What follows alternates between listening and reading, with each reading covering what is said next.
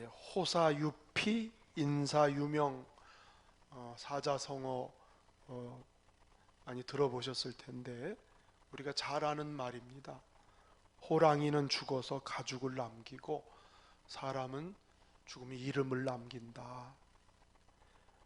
누구나 사람이 살아가면서 흔적이 남는다는 거죠. 좋은 흔적이든 나쁜 흔적이든 사람이 살아온 것은 반드시 남게 돼 있습니다. 그래서 덕스럽게 살라는 뜻이겠죠. 주변에 좋은 사람, 덕스러운 사람으로 살라, 그런 교훈이 담겨져 있습니다. 금년도 사순절 기간 동안은 의미가 컸는데 릴레이로 금식기도 하셨죠. 또 40일 작정기도 하신 분도 계시고, 또 사순절 기간에 각 가정마다 대신방을 통해서 말씀을 전하고 기도 제목을 나누기도 했습니다. 그리고 그 마지막 끄트머리에 영적 재충전 부흥회를 우리가 열었던 것이죠. 이게 사순절과 연결된 그런 일이었습니다. 우리 모든 성도들이 기쁨과 감사하는 마음으로 모두가 잘 참여하신 거 감사합니다. 이 기간에 건축의 장벽이 생겨서 한 달 동안 유보하며 우리는 더 깊이 기도하게 됐지요. 오히려 이런 장벽이 있다 보니까 더 우리는 하나가 될 수 있고 기도로 뭉칠 수 있는 그런 기회가 되었습니다. 하나님은 이 영적으로 메마른 이 시대에도 사모하는 자에게는 은혜를 내려주세요. 이번 부흥에도 사모하는 자에게 얼마나 많은 은혜를 부어주셨는지 모르겠습니다. 자, 그런데 하나님이 부어주시는 은혜를 경험하고 은혜를 받는 사람들은 반드시 그 흔적이 남아요. 흔적이 남아. 그렇죠? 내가 은혜 받은 흔적이 있다는 거예요. 사도 바울도 예수의 흔적이 있다 그랬어요.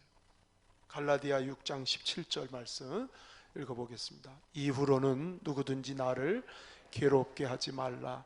내가 내 몸에 예수의 흔적을 지니고 있노라.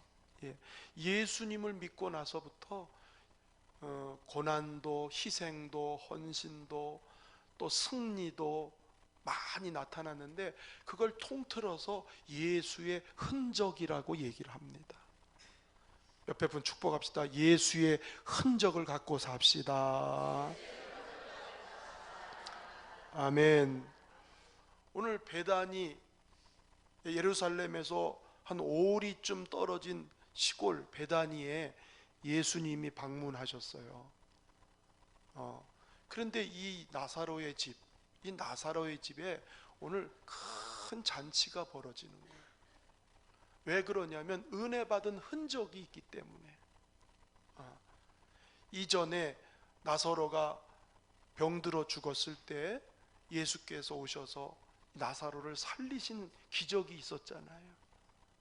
그 이후에 예수님이 이 가정을 방문하니까 그 은혜가 여전히 남아있는 거예요. 그래서 나사로의 가정에 이렇게 드러난 은혜의 흔적이 저는 이번 부흥회나 사순절 기간 기도하는 우리 성도들에게, 우리들에게도 이런 은혜의 흔적이 있기를 소망합니다. 어떤 은혜일까요? 어떤 흔적일까요? 첫째는 생명의 흔적이라는 거예요. 생명의 흔적. 자, 1절을 읽어보겠습니다. 시작. 6월절 엿새 전에 예수께서 베다니에 이르시니 이곳은 예수께서 죽은 자 가운데서 살리신 나사로가 있는 곳이라. 자, 죽은 자 가운데서 살리신 나사로, 죽은 자 가운데서 살리신 나사로, 즉 생명이 살아난 곳이라는 거예요. 그러니까 이 가정에 지금 뭐가 있냐면 생명이 살아있다는 거예요. 할렐루야.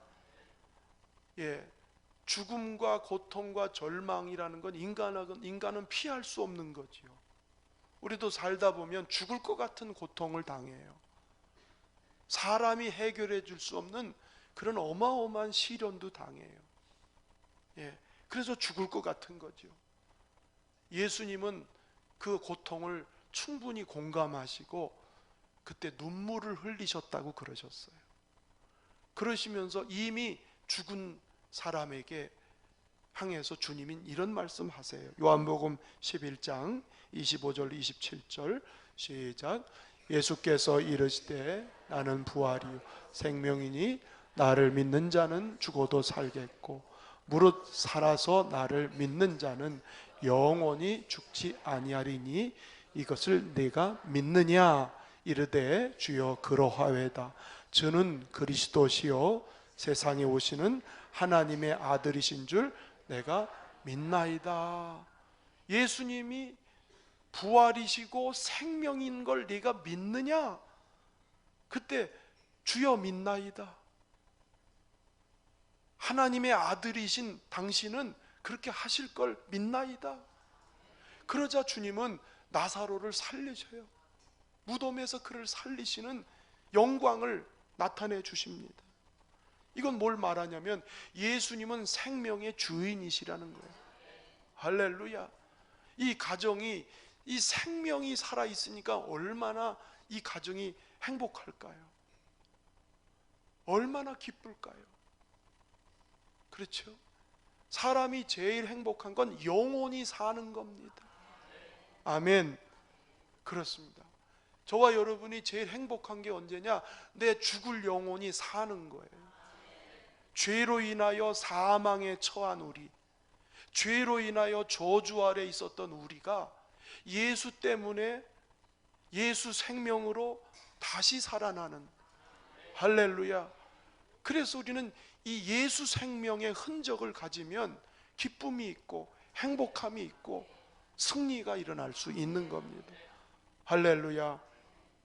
저는 사순절 기간이 사실은 개인적으로는 제일 힘든 시간이었어요. 몇 가지 일이 겹쳐가지고 건축도 막 이렇게 방해하는 사람들이 생기고 막 수많은 문제들이 겹치다 보니까 제 마음이 많이 힘들어서 밥맛을 잃었어요. 제가 밥을 먹을 수가 없을 정도로. 또 잠이 안 와요. 잠을 못 이뤘습니다. 수면제를 먹어야 조금 자고 이렇게. 그러니까 몸무게가 5kg가 빠지더라고요. 이게 사순절 기간 안에 그랬어요. 몸도 마음도 이렇게 겹쳐진 어려움이 오니까 나도 참 힘들더라고요. 또 3년 전에 있었던 일이 트라우마처럼 또 내 안에 살아나니까 막 견딜 수 없이 너무 괴롭고 힘들었던 시간이 사순절. 사실 새벽기도 간신히 했습니다. 제가 하나님 힘주셔서 한 거지요. 그런데 이번 집회 첫날 은혜를 받았어요. 그날 부른 찬송이 오늘 우리 참 찬양팀이 부른 찬송, 그 찬송이에요. 오직 주의 사랑에 매여 내 영 기뻐 노래합니다. 이 소망의 언덕 기쁨의 땅에서 주께 사랑드립니다. 오직 주의 임재 안에 갇혀 내 영 기뻐 찬양합니다. 이 소명의 언덕 거룩한 땅에서 주께 경배드립니다. 주께서 주신 모든 은혜 나는 말할 수 없네. 즐거이 주 따르렵니다. 주께 내 삶 드립니다. 주님의 사랑이 다시 한번 내게 다시 일으키시는, 내 죄 때문에 대신 달리신 십자가, 나를 저주에서 살리려고 대신 저주받으신 예수님, 이렇게 죽음보다 강한 그 주님의 사랑, 그 주님의 사랑 안에 내가 있다라고 생각하니까 내 영이 다시 살아났어요. 그리고 주님, 내 몸을 받으세요. 이 백성을 구원하라고 하셨으니 나를 통해서 하나님 이 백성들을 살려주십시오. 그러면서 내 생명이 소생되는 그런 집회가 이번 집회였습니다. 영원히 죽을 나를 영원히 살게 하신 그 예수의 십자가가 내게 부딪히고 그 은혜가 있으면 우리는 생명이 살아나는 거예요. 내 안에 생명의 흔적이 있는 거예요. 요한복음 15장 11절을 읽어보시면, 내가 이것을 너희에게 이름은 내 기쁨이 너희 안에 있어 너희 기쁨을 충만하게 하려 함이라.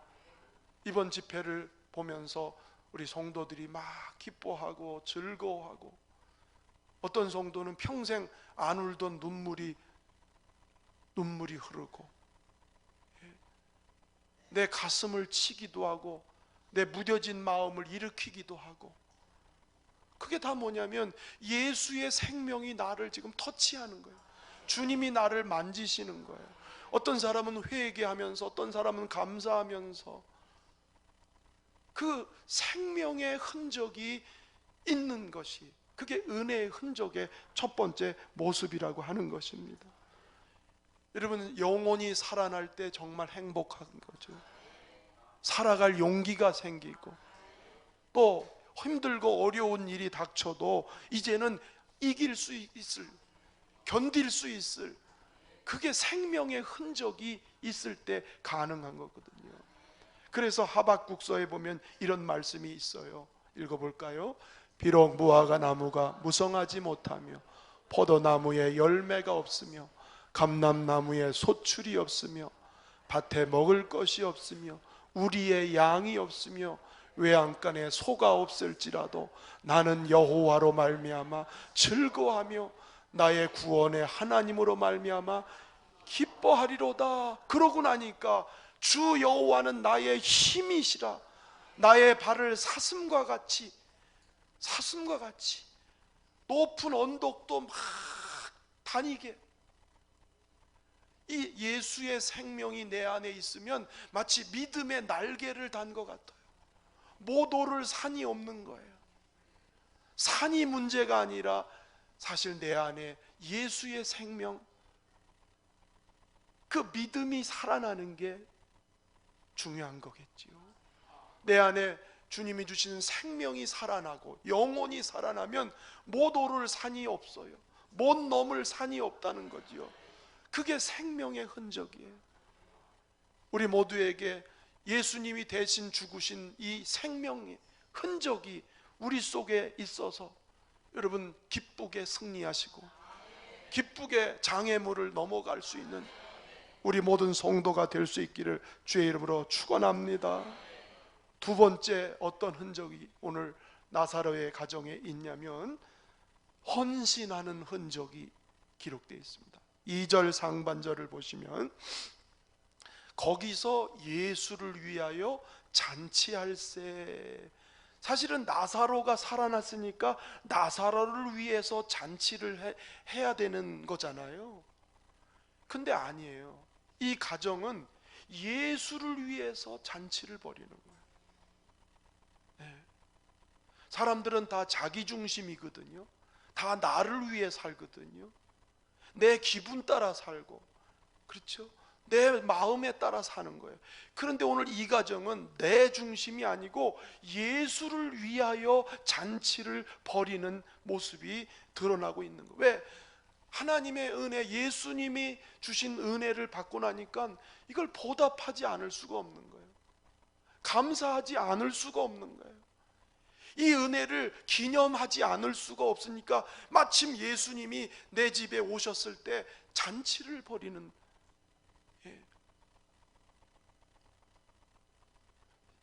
나사로의 집의 잔치의 모습이 2절 3절에 좀 구체적으로 나타나고 있죠. 다 같이 읽어봅니다.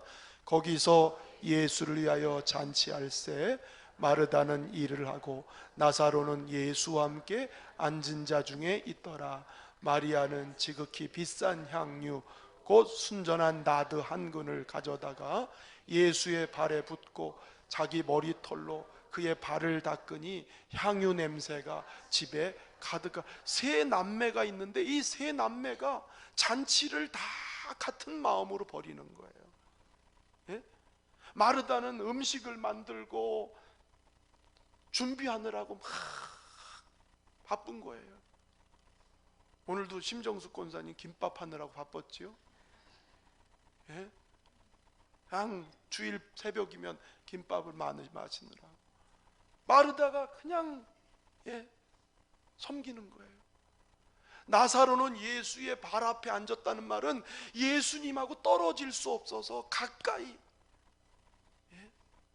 여러분, 은혜 받은 사람의 특징이 뭐냐면 하나님께 내가 더 가까이 가야지, 내 몸과 마음을 우리 주님께 드려야지, 기도의 자리, 예배의 자리, 그 자리를 가까이 자꾸 가려고 하는.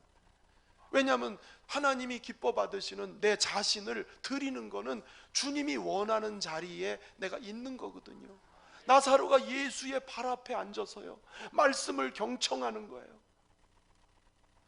은혜 받은 사람은 있어야 될 자리, 은혜의 자리, 더 가까이, 주를 가까이 하는 것이 나에게 복이다. 그래서 어떻게든지 주님 가까이 하는 거 있는 거예요. 거기에다가 마리아는 또 어때요? 보세요. 지극히 비싼 향유 순전한 나드 한 근을 가져다가 예수님의 발에 붓고 자기 머리털로 씻었다고 그랬어요. 예수님의 은혜가 얼마나 컸는지, 이 나드 한 근이라는 건 이게 나중에 가룟 유다가 따져보니까 300데나리온이나 된다고 그래요. 보통 1온스, 한 병에 1온스인데 나드 한 근이면 12병이라는 거예요. 그러니까 양이 많은 거예요. 어떻게 보면 이 집의 전 재산과 같은 거죠. 이 300데나리온이면 1데나리온이 남자 하루 품삯이니까 1년치 품삯을 모아야 이거 산다는 거예요. 여자들로 말하면 자기 혼수품인 거겠죠. 혼수품. 그런데 그것을 예수님께 부어드리는 거예요. 유대인들은 손님이 오면 물을 떠다가 발을 씻을 수 있도록 떠다 드리거든요. 그것이 손님을 접대, 공대한다는 뜻인 거예요. 그런데 마리아는 물이 아니고 이 값비싼 향유를 주님께 그냥 부어드리고, 주님을 왕으로, 주님을 나의 최고의 하나님으로 섬기는 모습이 마리아에게서는 나타나는 거예요. 마르다, 나사로, 마리아 할 것 없이 엄청난 희생과 헌신을 이 나사로의 가정에 잔치를 벌이면서 지금 나타난 모습이, 이런 흔적이 나타나는 거예요.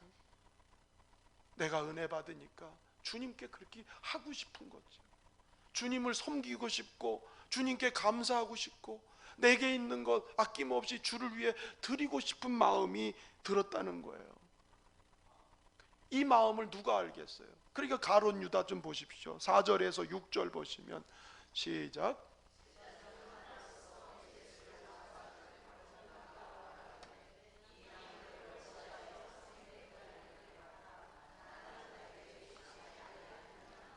이렇게 말하면 가난한 자들을 생각함이 아니요 그는 도둑이라 돈꾀를 맞고 거기 넣는 것을 훔쳐가미러라. 가룟 유다가 아마 그 당시에 재정을 받나 보지요. 돈꾀를 맡았다는 거 보니까. 근데 이 사람은 오로지 돈밖에 모르는 거예요. 그러니까 나중에 예수님도 돈 받고 팔아버리잖아요. 그러니까 이 여인이 헌신하는 마음을 이해할 리가 없어요. 그 여인은 주님 사랑하는 마음 때문에, 주님의 은혜가 너무 감사해서 누르러도 이 몸밖에 드릴 거 없고, 그래서 자기 전부를 드리는 심정으로 자기 향유를 드리는 이 여인의 마음을 가룟 유다가 알 리가 없어요. 가난한 자를 왜 돕지? 이건 말만 그런 거지 실제는 그것도 아니에요. 여러분, 정말 은혜의 흔적이 있는 사람에게 나타난 모습이 헌신의 모습으로 이렇게 나타나고 있는 것이죠. 예수님은 이 여인을, 이 헌신을 이렇게 말씀하세요. 7절 8절입니다. 예수께서 이르시되 그를 가만두어 나의 장래할 날을 위하여 그것을 간직하게 하라. 가난한 자들은 항상 너희와 함께 있거니와 나는 항상 있지 아니하리라 하시니라. 가난한 자들을 돕지 말라 이런 뜻이 아니잖아요. 더 중요한 게 뭐냐는 거예요. 이 여인은 내 장례할 날을 위해서 줬다는 말은, 유대인들은 장례를 하면 시신에다가 향품을 바르게 돼 있는 거예요. 이 여자는 그냥 감사해서 한 일이지만 예수님은 이 여자는 나의 죽음을 이미 예고하고 있는 것이다.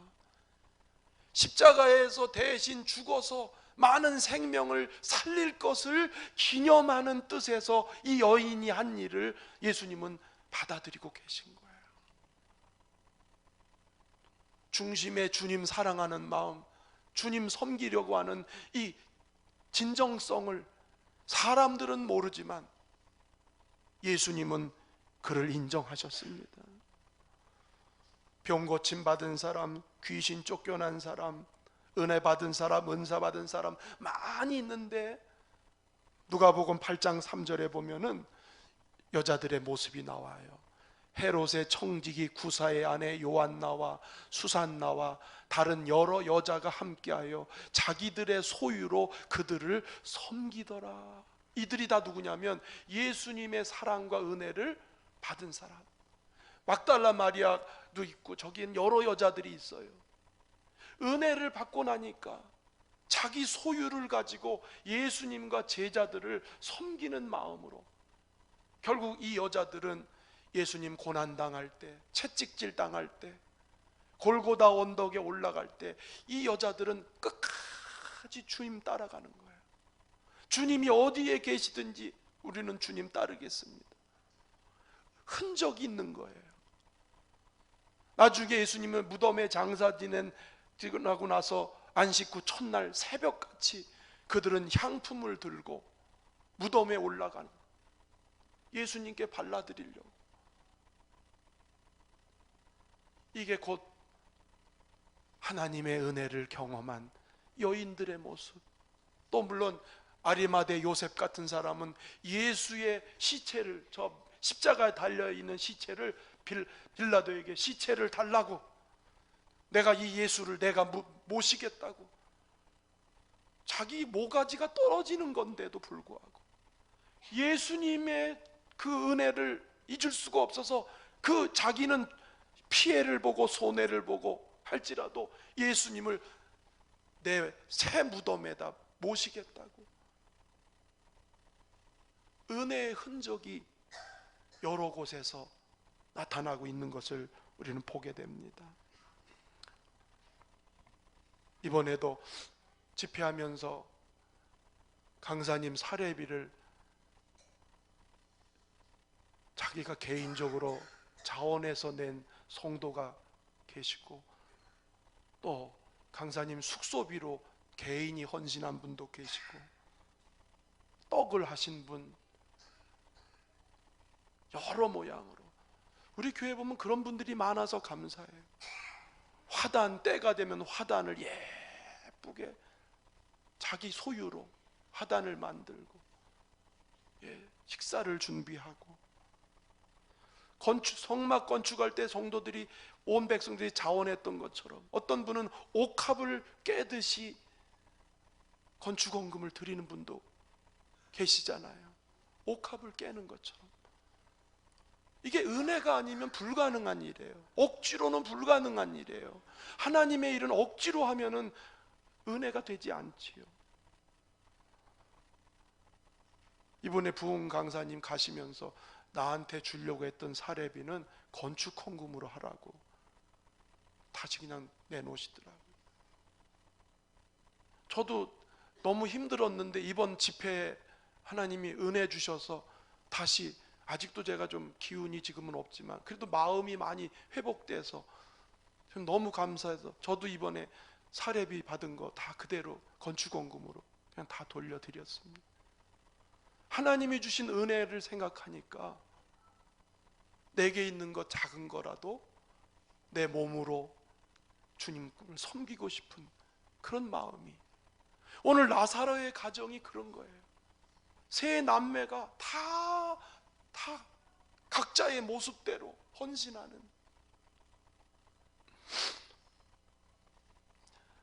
나사로의 집의 세 번째 흔적은요, 증인의 흔적입니다. 증인이 돼요. 11절 말씀 읽어보겠습니다. 11절 시작. 나사로 때문에 많은 유대인이 가서 예수를 믿음이더라. 여러분, 베단이라는 시골 동네에 사람들이 많이 왔어요. 왜? 나사로 보려고. 살아난 나사로 때문에 많은 유대인들이 여기 와서 예수를 믿게 되더라. 아멘. 이 가정의 흔적이 뭐냐면 예수의 증인이 된 거예요. 예. 예수님으로 말미암아 살아난 증거가 돼서 증인이 됐어요. 예수님 만나면 우리도 변화되지 않습니까? 우리 얼굴이 뭐가 된다고 그랬죠? 그래서 예? 예수님 믿고 은혜 받으면 우리 얼굴이 뭐가 된다고 그랬죠? 전도지가 된다고 그랬잖아요. 옆에 분 보고 축복합시다. 우리 얼굴이 전도지예요.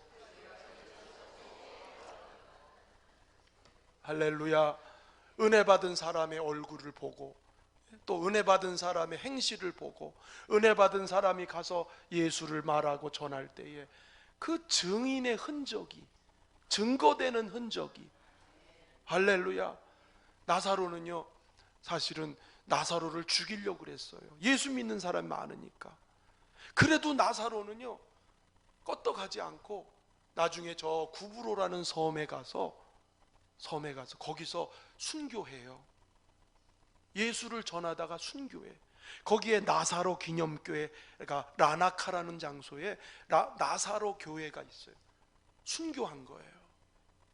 예수를 전한 흔적, 날 구원하고 나를 살리고 내게 은혜 베푸신 그 주님을 전하는 흔적이 그에게 있었다는 거지요. 우리에게도 나 까닭에 예수 믿는 사람이 많기를 바랍니다. 나를 통해서 우리 집안이 구원받고, 나를 통해서 내 주변 사람들이 예수 믿는 증인의 흔적, 증거가 되는 저와 여러분이 되기를 축복합니다. 외적인 고난이 있을지라도 나사로는 주를 위해서 죽을 각오하고, 저도 그래서 바울 순례지 갔다가 사도행전 20장 24절 말씀을 제가 큰 은혜 받은 말씀이에요. 시작. 내가 달려갈 길과 주 예수께 받은 사명 곧 하나님의 은혜의 복음을 증언하는 일을 마치려 하면은 나의 생명조차 조금도 귀한 것으로 여기지 아니. 복음을 전하는 일을 위해서 내 생명도 귀한 것으로 여기지 않겠다. 왜? 하나님이 자기 아들의 생명을 나에게 주셨는데 이 생명을 주를 위해서 바치는 것, 이게 멋진 삶이 아닌가. 내 남은 생에 정말 예수 복음 전하다가 하나님 앞에 서는 게, 그게 소원이에요.